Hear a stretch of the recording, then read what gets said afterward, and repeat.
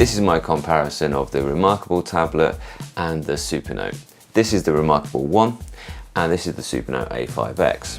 But I'm really talking about the whole system of devices. I have used the Remarkable 2, it's an amazing device as well. I haven't used anything but the A5X, but the A6X has the exact same software, as do the two Remarkables, share very similar user experiences.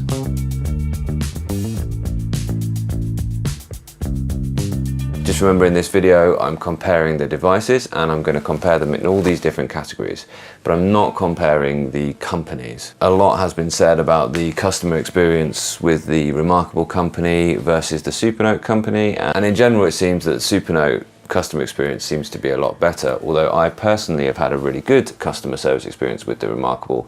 I had a faulty pen initially and they sent me out a replacement within days of me sending the request. Supernote are excellent, they respond well on social media, they really listen to their customers and they feed all that into their research and development. But that being said, Remarkable are very good at developing their software as well. This comparison is going to be based on my real world use as an education professional. I'm not going to get really into the super technical details about the two devices, but I'm just going to give you my opinions based on actually using them for work. And I will say that I'd have absolutely no regrets on buying either. They're both really capable devices. Also to say I'm not affiliated with either brand and they've had no input into this video. If this video seems a bit too longer than you need, then check out my shorter video where I just give my conclusions and advice for choosing each device. Firstly, note making. These devices are designed for this, so you'd expect them to be really good at this, and luckily neither disappoint. They're both designed to replace paper notebooks, but whereas Remarkable feels like it replaced paper and that was good enough, Supernote replaced paper and then really thought hard about what extra features somebody would want in a truly digital notebook. They tried to make it much better than paper. It's all about, on this device, the searchable key terms and the tables of contents that you can build as you work through a notebook. Just lets you build your notebooks in such a way that you can always find what you want without having to think, well, where did I write that down? All you have to remember is to actually make the notebooks in that way. Remarkable allows you now to use hyperlinks in PDFs, which is excellent for getting around notebooks, but you have to add those into a document before uploading it onto the Remarkable, so you can't add those hyperlinks within the device. And of course, hyperlinks work on the Supernote as well. The way I organize my notes in the Remarkable is to use big bold headings that I can actually see when I look on the page overview. And as long as you use a good clear folder structure, you should be absolutely fine with organization of your files on the Remarkable. Both devices have a great range of features for note making. Most importantly though, they're both great fun for making notes on, but the Supernote just pips it with those extra digital features.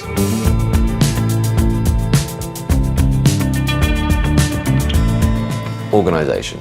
My main reason for using these devices is to replace my paper planner as a teacher.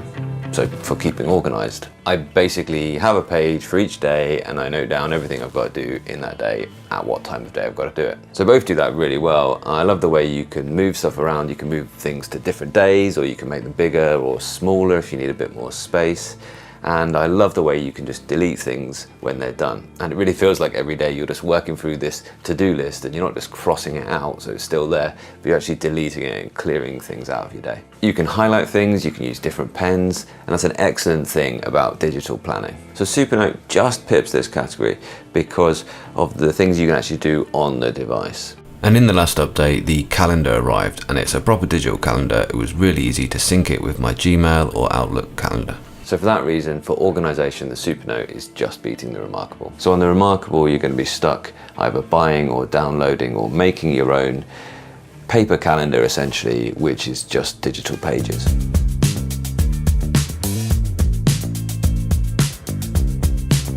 Productivity and integration. Remarkable's tagline was "a place for your thoughts," and I think that's absolutely right.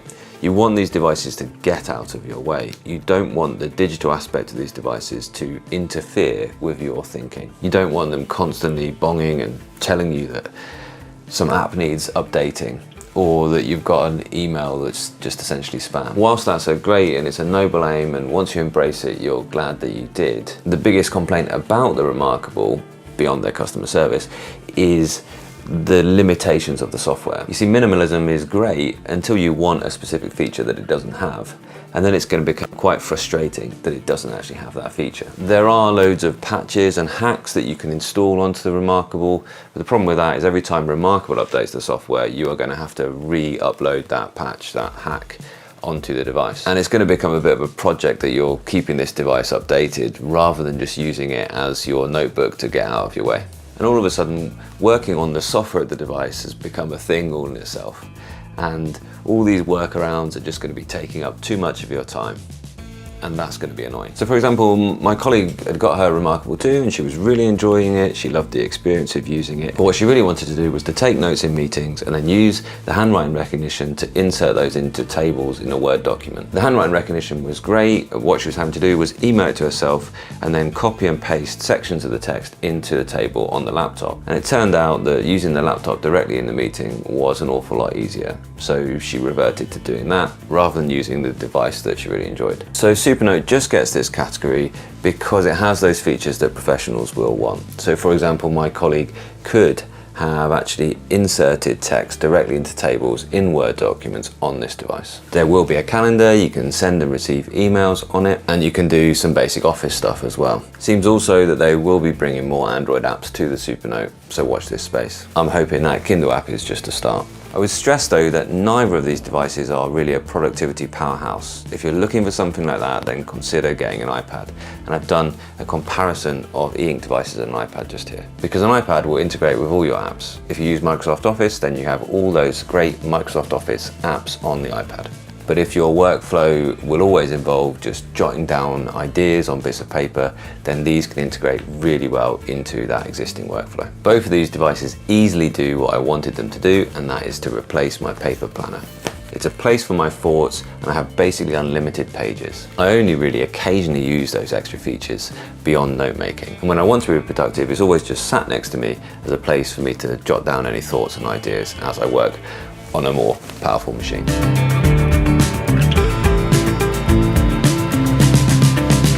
Reading, neither of these are perfect for reading because they are larger and heavier than a Kindle or a Kobo that you might use for reading in bed, and they're not quite big enough for reading academic documents. They're kind of a halfway house. On the Remarkable, you can read PDFs and EPUBs, and that's your lot. If all you're interested was in reading those two types of ebooks, which you can find a lot of free ebooks in those two file formats, then that's perfectly fine. And if you were only going to choose two file formats for ebooks, then it would be PDF or EPUB. But the Supernote gives you so much more. You can read PDFs and EPUBs, but also, of course, Word documents. And if you're a Kindle user, you've got access to your entire Kindle library.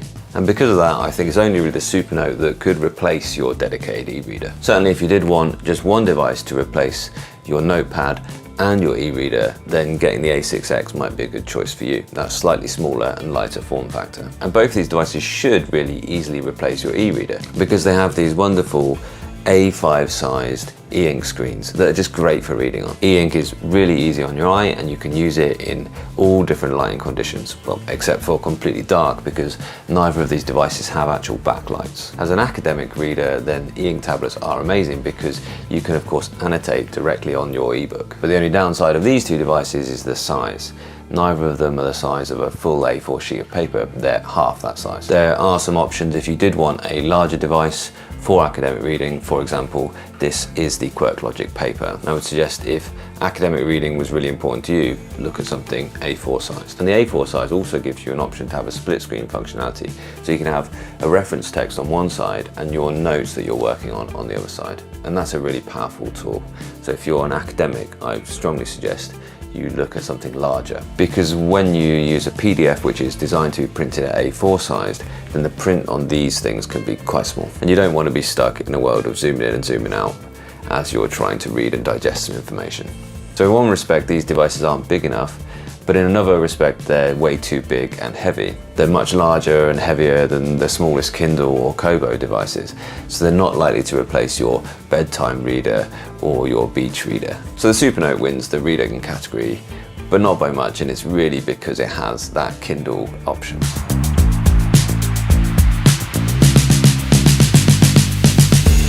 Handwriting. The Remarkable feels great. They really spent a lot of time developing these cardboard nibs and this slightly textured screen to make it really feel like a pencil and paper. Scribbling on this device is just so, and the tools that they've developed are excellent as well. They give you pressure and tilt for the pencil tool, and they even have a calligraphy brush as well. Most people, I think, will be most satisfied with either the ballpoint or the mechanical pencil for handwriting.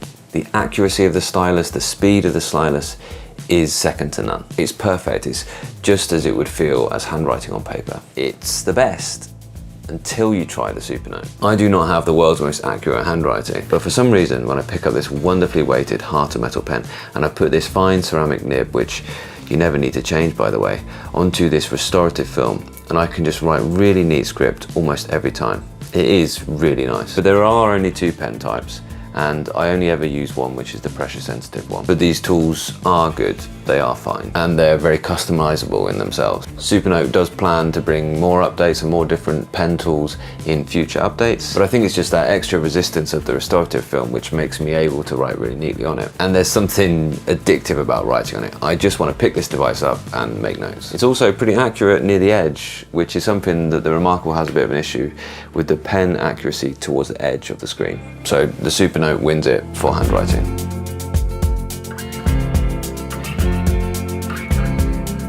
So the OCR, the optical character recognition, the handwriting recognition. I'm mega impressed by the handwriting recognition on both of these devices, and both seem to be able to get my writing every time as long as I just take a little bit of care over the characters and not to scribble. Both prefer if you print, so you don't join up your letters, and both take just a little bit of time to actually do the handwriting recognition. The Supernote uses the handwriting recognition technology more widely in the device, in those searchable keywords, Word documents and emails. And it's also easy to edit and work with the text afterwards on the Supernote. Whereas the Remarkable is really just convert the text and email it to yourself. But it's just that the Remarkable is slightly more accurate, slightly more often, and it's going to win this category.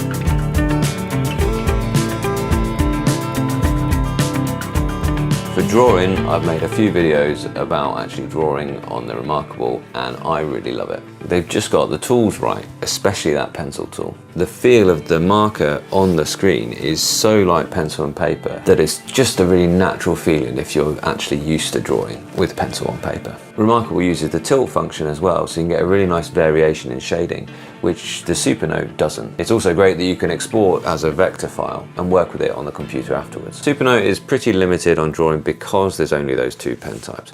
There's only a pressure sensitive one and a non-pressure sensitive one. And that's okay for drawing. You can vary tone, etc. of the ink, but there's little in the way of artistic features. Coupled with the feel of the stylus being much more like a ballpoint pen, it just really doesn't feel inviting to sketch on. You can certainly draw on it and you can produce really good things, but it loses out to the Remarkable, which is quite a refined experience for artists really.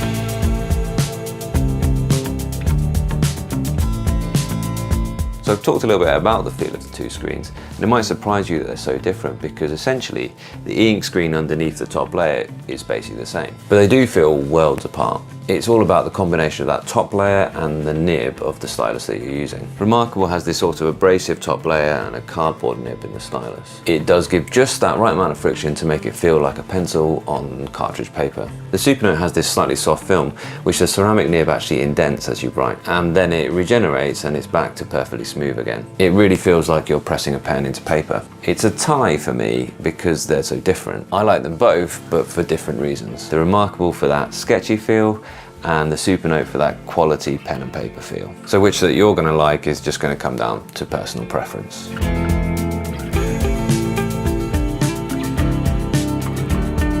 Teaching and presenting is not a strength for either of these devices. Neither have a direct wired or wireless connection to a display, so you can't just share this screen at the front of a classroom or via live internet teaching. The Remarkable can share its screen, but only to a computer with the app installed, logged into the same account on the same Wi-Fi network. So it's reasonably limited in that respect. There's no way to share and collaborate with other users and other documents on different devices. So actual real-time use for teaching is pretty limited. I use it for my teaching just as my classroom notes. Currently, Supernote has no way to actually share the screen, but it is in their roadmap of features to develop and introduce on the device. But if you are interested in these features, then I suggest you check out the QuirkLogic paper, which is all about collaboration in real time around ideas, and that lends itself so well to education. And of course, you can use the split screen function, and you'd have maybe your lesson notes on this side and the screen that the students could see and collaborate with on this side. But in this comparison, I've got to give this category to the Remarkable, since it does have that screen share option right now.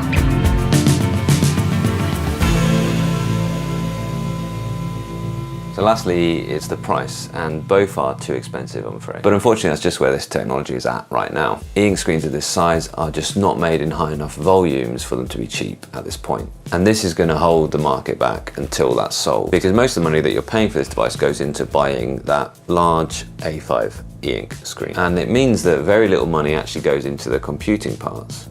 So if you're to read a spec sheet on either of these two devices, you'll be very underwhelmed by the actual computing specifications. On paper, they read like tablets of maybe 10 years ago. But that's okay, because you shouldn't really be comparing these tablets, these devices, to other tablets and iPads and phones, because you won't be using them for any photo editing or multimedia use in any case. It just doesn't need the same specifications as an ordinary tablet or phone. You won't be playing games or video editing on them. But if you are going to pick one of these two devices, you're going to pick them because of how they're going to integrate into your workflow.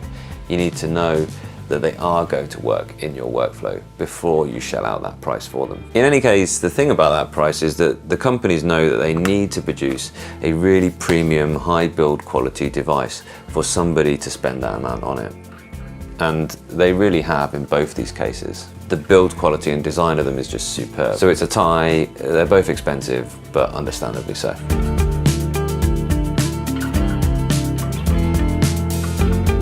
Conclusion.